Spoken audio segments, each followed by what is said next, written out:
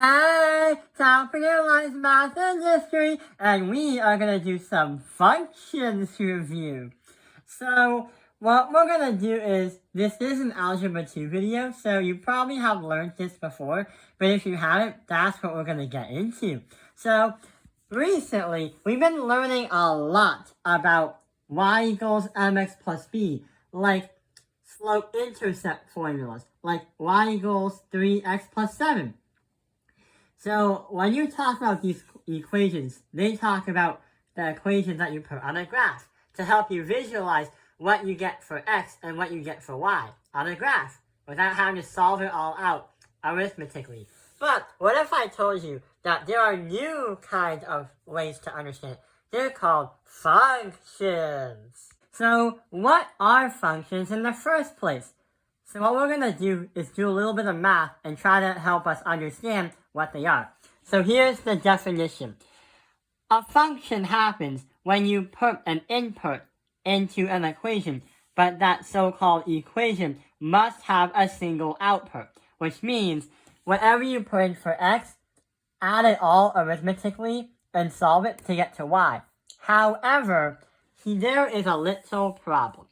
One of the ways that we can visualize a function is by graphs. And what you see right now are two different tables. The problem is, if our equation only allows us to put one x to make a y, one x for one y, then that means that there is a problem. One of these two graphs is not a function.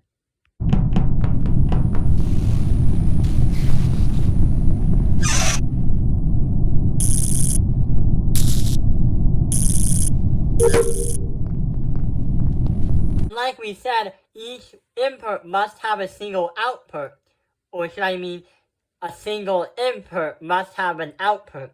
Let's see what happens. So if we take a look at this table right here, we have a 1, a 56, a negative 8, a 12, a 5, negative 7, a 4, and a 12. So right here, if you insert these numbers into an equation, we're not going to tell you like what equation, we're not going to graph it or explain.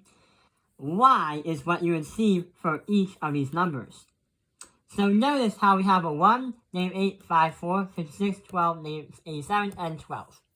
When it says each input must have a single, one input must have an output, that means that no numbers of the x variable is going to be the same.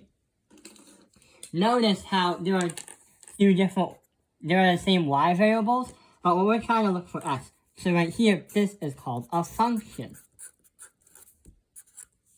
Over here, we may see something different. We have all the different y's. 12, 2, negative 5, 2, 54, 34, 12, and 29. But uh-oh, there's the problem. We have a 2, but we also have another 2. The 2 will bring you to 34, and the 2 will also bring you to a 21. Which means that if you ever try to do it, you will get 2 for 2 possible answers. Meaning that this is not a function. There is no possible way that this is a function, because you get 2 answers. Because from the rule, an input, one single input must have a single, or it could have multiple outputs, but can have only one input for another output.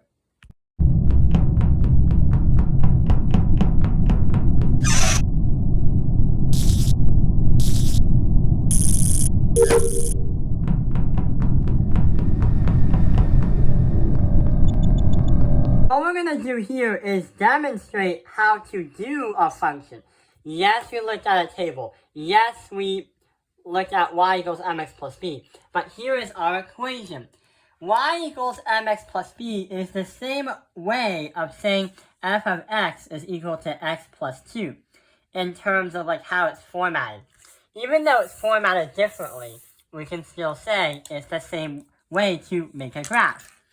The function of x, parentheses, is going to equal 3x plus 7. If you put this on a graph, it would be the same. But if you put that on a graph, it would also be the same. But the green one's more clear because it's trying to tell you what you should put x in to get to y. Then you'll get a point on that graph. So let's go back to the equation. First of all, what we're going to do is make a table. So the table is going to consist of x and y. But hang on. There are 3 ways to help us understand what the x and y are called. Sure, they are called letters x and y, but there are other ways to define what x and y are. So for x, there is going to be something called the domain. This is used in statistics. Same with y. This is also called the range. The reason why we've been learning like this for a long time, since 8th grade, and the reason why that there are probably like 8 copies of this math video or the same subject is because this is a fundamental thing that we need to know to learn other math and also higher level math. So we have a domain and a range. But also, like we said, when we input something, we also must have an output. So what we put in for x is going to get us for y. And we could also say, in the science terms, the independent is going to bring you the dependent variable. Whatever you put in for x, your y is going to be always dependent on what you put on x. For example, this equation right here, what we're going to do is experiment with some numbers.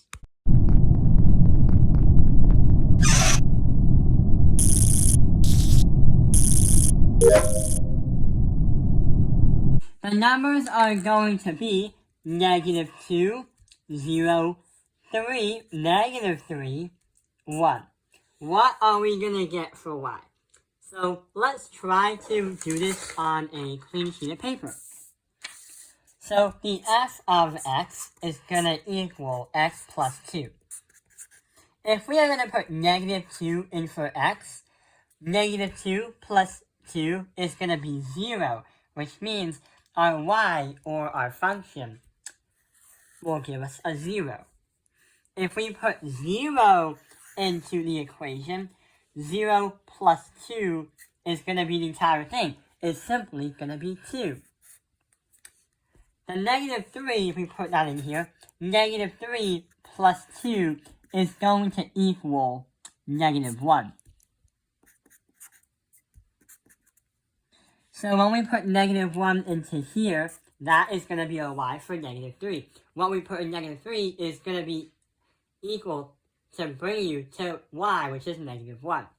And this is called evaluating, because you have the equation right there, but you're trying to see, hang on, if I put this number in for x, what will I get for y? And why does this even work? So if I put 1 into the equation, 1 is going plus 2 equals 3. So 3 is going to be over here. And going back from -2 plus 2 is equal to 0. So that's going to be our xy table, but another way we can understand it is called a map. And sure enough, a map is actually a ripoff of the ratio table. There's a reason why though. So the map is pretty much the same as that idea. 2, -2, 0, -3, 1. And we have 0, 2, -1, and 3. We have an x and y again, but what we do is we're going to circle this one, and then we're going to circle this one. And what we're going to do is draw arrows to where it needs to go. The map is very easy to help you understand whether the equation is a function or not. Because if you have 2 lines going from 1x into 2, if you have 2 lines going from 1x to 2y's, then that's not going to really help us a lot. So the map is supposed to visually help you understand if it's a function or not, and also another way of looking at the ratio table. Besides the equation, map, and table, there's one more thing. Graph it visually.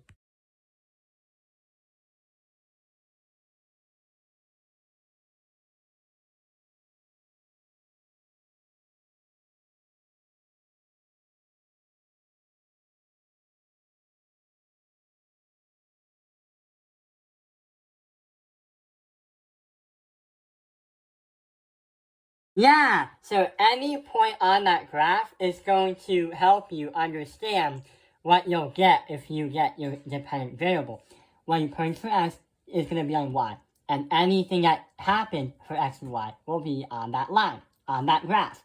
So yeah, that is going to be the review process, but if you never knew about it, that is how we learn about functions in the simple definitions. So I hope this video has helped you understand functions. Thank you for watching Top Penalized Math Industry. Like and subscribe.